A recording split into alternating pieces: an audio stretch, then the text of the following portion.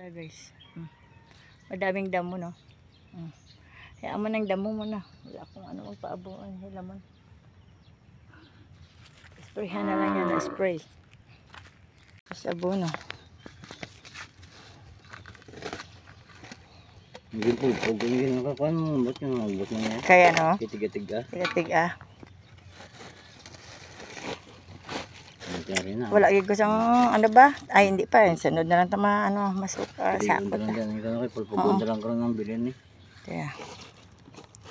Pulpuganda lang karon ng ano. Dito lang batang eh. Ha? O dali lang. Makuha lang kadi.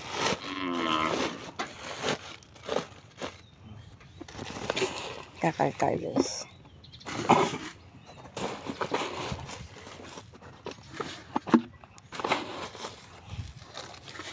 Mabakal na lang ko siguro spray no? Juro ma-spray. Juro ka ganun gani man. Pares naman. Sprayhan ba yung ano? Hindi na napaghilamunan. Masyadong nakakaubos ng oras yung pagdadamo. Sprayhan na lang natin yung ano.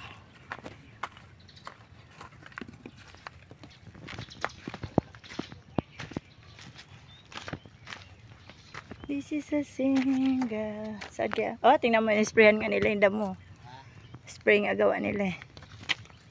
Sprayan lang natin to. Importante ngayon mag-abuno tayo dahil baka maglanin niya. Pag naglanin niya, kaabuno na tayo. Ala, may kamote pala dito tanim si Ate Sil. So ganun. Ang daming yan damo guys. Dapat dinamuhan mo na to bago spray ano. Abunuhan. Kaso nga lang, tayong oras na guys. Tsaka umpisa ng mga ulan ngayon. So kailangan mag-abuno na muna ako kasi para mag-green na siya.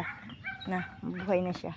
Sa susunod, last na to natin na tubo. Hindi na natin ito pagtubuhan. Gagawin na natin itong gulayan. Sunod gulayan na to. Yan. So start tayo ng abono. So ito lang. Tataba din pati ng damo ngayon pero isprayan lang natin yung damo. Yan natin.